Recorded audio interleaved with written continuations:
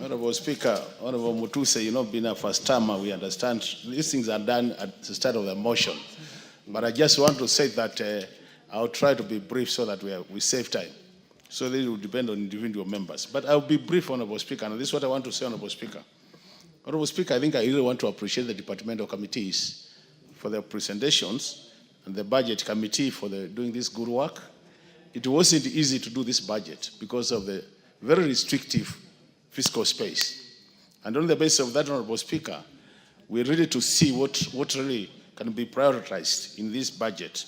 And Honorable Speaker, as I debate this budget, I just want to focus on what must be done for this budget to make sense to Kenyans. And unless this is done, Honorable Speaker, then this budget is likely to have minimal impact to the lives of Kenyans. The first thing that must be done, Honorable Speaker, is that exchequer releases must be done in time. So long as we have a budget which is not supported by exchequer releases, Honorable Speaker, it will be a waste of time. Over time, we have been implementing budget very low percentages because of challenging environment in terms of exchequer release. The second thing which must be done, Honorable Speaker, and this must be done for this budget to make sense, it is, Honorable Speaker, that this House, where I sit, and we all sit, we must ensure that recommendations from the Office of the Auditor General are implemented, Honorable Speaker.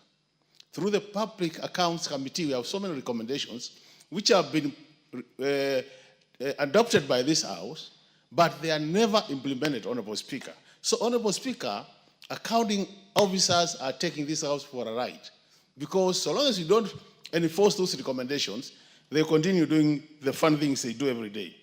Third thing, Honorable Speaker, that must be implemented or enforced is the issue of public debt, Honorable Speaker. During these discussions of the budget this year, Honorable Speaker, it was reported that this country has paid for the last 3 years 6.7 billion in terms of commitment fee, Honorable Speaker. Commitment fee is fees which is paid by the country for undrawn loans. We have signed for loans, we are not drawing the loans. So we have spent 6.7 billion, Honorable Speaker. You can imagine what can 6.7 billion can do, Honorable Speaker. For the exams, which were not factored in, we only provided 5.9 billion, and now that matter is settled. We still have change if you are to consider the 6.7 billion. The other thing, Honorable Speaker, what that must be done if this budget has to make sense to Kenyans. Honorable Speaker, this budget committee has provided 4 billion for land compensation. But Honorable Speaker, I want to tell you, Kenyans out there have donated their land for public goods and services. And so many of them have not been compensated. Honorable Speaker, if these Kenyans have to see this budget making sense to them, we must ensure that as we move to the future, we provide enough resources so that we compensate people for their land. Third thing which must be done, Honorable Speaker, and I want to agree totally with what Honorable Eracha said, is the issue of corruption in this country. Honorable Speaker, as we are discussing this budget, the committee, I think on the committee takes care on small-scale enterprises, reported that the accounting officer in charge of the ASRA fund reported they could not recover 5 billion, the money which has been dispersed. And Honorable Speaker, we are saying, how do you dare add resources to a department or MDA where resources have not been accounted for? So if this budget has to make sense, Honorable Speaker, we must make sure that issue of misappropriation must be stopped, Honorable Speaker. The other thing which must be done, Honorable Speaker, if this budget has to make sense, is the issue of equalization fund, Honorable Speaker. Honorable Speaker, equalization fund since the Constitution of 2010 has been budgeted for year in, year out. But these resources are never released to the implementing departments in the rural setting. So the whole essence of equalization fund, Honorable Speaker, is dying because we are not releasing the funds as expected. Third thing, Honorable Speaker, which must be done for this budget to make sense is the issue of public participation. Honorable Speaker, these honorable members of this committee have gone out to Kenyans in the counties and have gotten projects from the counties saying, County A, B, C, this is what we would want to see being done this financial year.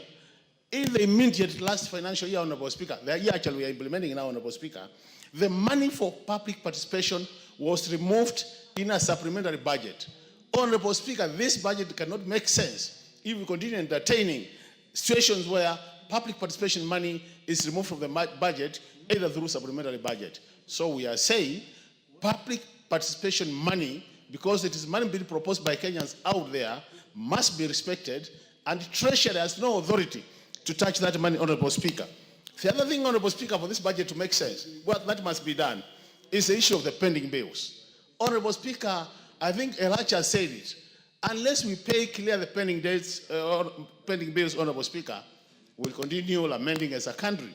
And Honorable Speaker, these pending bills are held by Kenyans. Kenyans who have provided goods, Kenyans who have provided services to this country or to the government. It is time, Honorable Speaker, we cleared these pending bills. And then, Honorable Speaker, there's the issue of the verification committees, which to me I think is a deliberate move to delay clearing of pending bills. These verification committees, Honorable Speaker, must move with speed to make sure that then we clear these pending bills. The last item, before I sit down, Honorable Speaker, is the issue of prioritization, Honorable Speaker. Honorable Speaker, I still think from where I sit that when you look at the projects and programs which have gone to this government, these projects, this budget, Honorable Speaker, I think there is still room for improvement. Some of the programs and projects we are getting to this project, to this budget, Honorable Speaker, we might do better if we were to take slightly more time so that in terms of prioritization, we get it right, Honorable Speaker, because I think for me, we are not getting it 100%. There is still a room of about 30%. And if we improve that 30%, Honorable Speaker, we can easily, Honorable Speaker, do with minimum borrowing. I remember the majority leader did say that we are borrowing about 878 billion, which is 4.5% of the GDP. Honorable Speaker, if we got right in prioritization, we could easily, Honorable Speaker, reduce this deficit to about 3%, and the less we borrow, Honorable Speaker, the better for this country, because borrowing has squeezed our fiscal space to a level that we have no space to do any development. Last item, Honorable Speaker, the Outer General has reported that a third of the budget, which is about $1 trillion, Honorable Speaker, cannot be accounted for. We are borrowing 900 billion. $1 trillion cannot be accounted for. Speaker, just need to do that mathematics. If you make the wastage zero, you'll be remaining with about 100 billion without borrowing. I submit, Honorable Speaker, and thank you for the time you've given me. Thank you so much. I support. Madam,